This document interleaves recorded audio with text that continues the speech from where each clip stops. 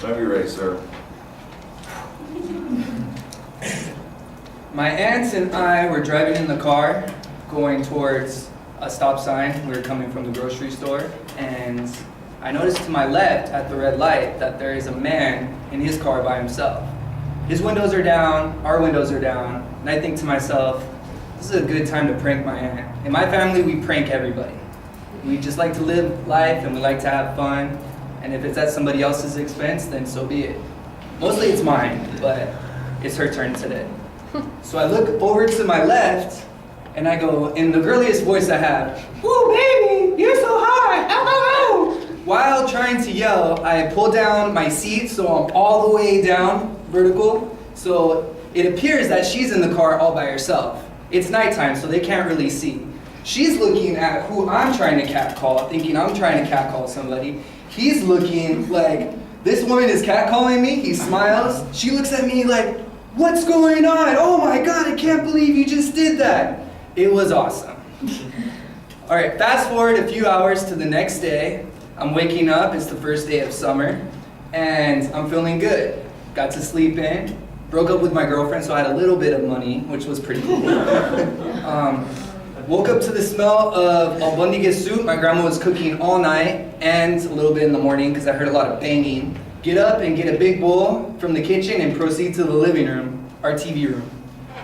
Try to go in and I get the dirty look from my grandma that says, "Do not come in here, I'm watching my soap operas." So I was like, all right, cool. So I walk into my aunt's room, and it's the weekend, so I'm like, where's my aunt at? You know, I'm feeling pretty good because I pranked her, and I get on the bed and my cousin's on there. We're both eating albondiga soup, talking about what we're gonna do that day, probably go to the movies. He had a lot of jokes because I was single, so he was like, oh, we can't get a girl now, oh, don't know how to date now, you know, all these jokes. Go back and get another bowl of soup because one is just never enough.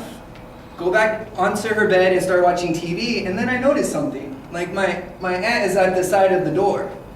She's trying to be a little sneaky. She has like a little sneaky move, and usually she's a loud woman. So like we can hear her, we can hear what's on her mind, anything negative, mostly.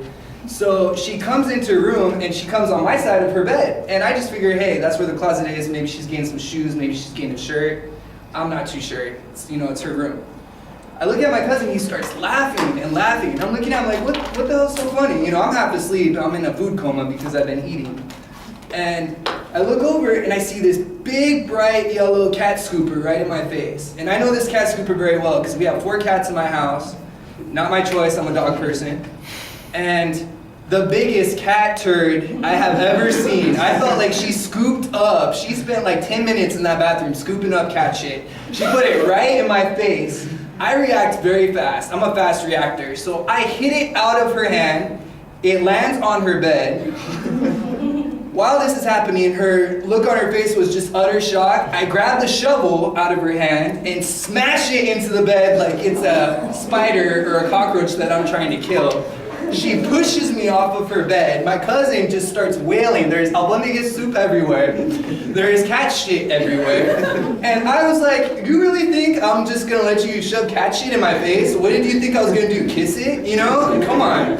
And we cleaned up, and to this day, she says when she wakes up in the morning, she smells cat shit. When she goes to bed, she smells cat shit. And that was the best day of my life. Thank you.